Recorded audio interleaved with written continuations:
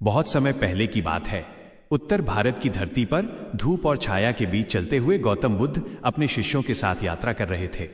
उनके चरण जहां पड़ते वहां शांति स्वतः फैल जाती। उनके पास न धन था न सत्ता, फिर भी उनके शब्दों में वो शक्ति थी जो राजाओं के सिंहासन हिला देती थी। उस दिन बुद्ध एक ऐसे नगर की ओर बढ़ रहे थे जहां लोग बाहरी रूप से बहुत सुखी दिखते थे, लेकिन भीतर से बेहद अशांत थे। अशांत नगर में प्रवेश करते ही शिष्यों ने देखा, हर तरफ भीड़ थी, बाजार भरे थे, मकान बड़े थे, लेकिन लोगों के चेहरों पर शांति नहीं थी। कोई व्यापार में धोखा दे रहा था, कोई किसी से ईर्ष्या कर रहा था, कोई अपने ही परिवार से दुखी था। एक शिष्य ने बुद्ध से पूछा, भगवान, यहां तो सब कुछ है, फिर भी लोग दुखी क्यों हैं?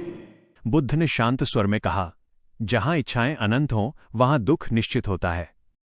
अहंकारी युवक देवदत्त। उसी नगर में देवदत्त नाम का एक युवक रहता था। वो बहुत बुद्धिमान था, धनवान परिवार से था और लोगों में उसका सम्मान भी था, लेकिन उसकी सबसे बड़ी कमजोरी थी अहंकार। वो कहता था, मैं जो चाहता हूं वही सही है, मेरे बिना कोई आगे नहीं बढ़ सकता। जब उसने सुना कि गौतम बुद्ध नगर में आए हैं तो उसने सोचा, आज मैं देखता हूं कि ये सन्यासी वास्तव में कितना ज्ञानी है। सभा में चुनौती। नगर के लोगों ने बुद्ध के लिए एक सभा रखी। सैकड़ों लोग एकत्र हुए। बुद्ध शांत मुद्रा में बैठे। तभी देवदत्त खड़ा हुआ और बोला, हे बुद्ध, आप कहते हैं कि इच्छाएं दुख का कारण हैं, तो क्या मनुष्य बिना इच्छा के जीवित रह सकता है? सभा में सन्नाटा छा गया। बुद्ध ने देवदत्त की ओर देखा और बहुत कोमल स्वर में कहा, पुत्र, नदी बहती है पर वो बाढ़ नहीं लाती, आग जलती है पर सब कुछ नहीं जलाती। इच्छा रहे पर नियंत्रण में रहे, यही जीवन का मार्ग है। देवदत्त को ये उत्तर पसंद नहीं आया। अपमान और परीक्षा। उसने बुद्ध का मजाक उड़ाया, उनकी साधना को कायरता कहा और उनके शिष्यों को भ्रमित लोग बताया।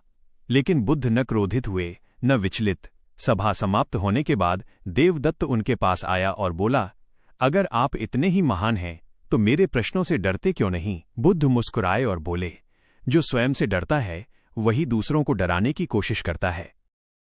रात्रि का संकट। उसी रात नगर में भयंकर तूफान आया। बिजली चमकी, वर्षा होने लगी और नदी उफान पर आ गई। देवदत्त का महल नदी के किनारे था। तेज बहाव में उसका घर ढह गया। धन, सम्मान, सब कुछ एक पल में नष्ट हो गया। देवदत्त भयभीत होकर नगर से बाहर भागा। अंधेरे में, वर्षा में वो उसी वृक्ष के नीचे पहुंचा जहां बुद्ध ध्यान में बैठे थे। अहंकार का टूटना। देवदत्त रो पड़ा। वो बुद्ध के चरणों में गिर गया और बोला, भगवान, आज सब कुछ चला गया, अब मेरे पास कुछ नहीं है।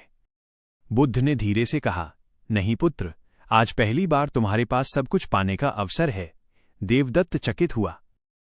जीवन का सबसे बड़ा सत्य, बुद्ध बोले, जब तक तुम मेरे पास बहुत कुछ है कहते थे तब तक तुम खाली थे, और आज जब तुम कह रहे हो मेरे पास कुछ नहीं, आज तुम भरने के योग्य बने हो। देवदत्त की आंखों से आंसू बहने लगे।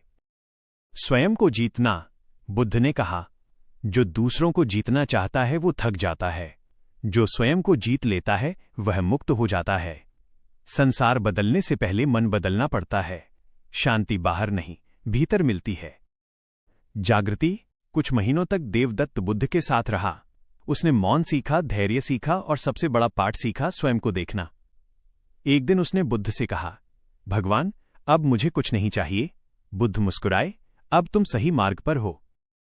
अंतिम संदेश। बुद्ध नगर से विदा लेने लगे। लोगों ने पूछा, आप हमें क्या संदेश देंगे? बुद्ध ने कहा, दुख से भागो मत, उसे समझो। क्रोध को दबाओ मत, उसे देखो। और समय को व्यर्थ मत जाने दो, क्योंकि ये भी अनित्य है। निष्कर्ष। इस कहानी से हमें ये शिक्षा मिलती है कि 1. अहंकार सबसे बड़ा अंधकार है। 2. करुणा सबसे बड़ा प्रकाश। 3. जो भीतर जाग जाता है उसके लिए संसार बदल जाता है। गौतम बुद्ध कहते हैं, अप्प दीपो भव, अर्थात स्वयं अपना दीपक बनो।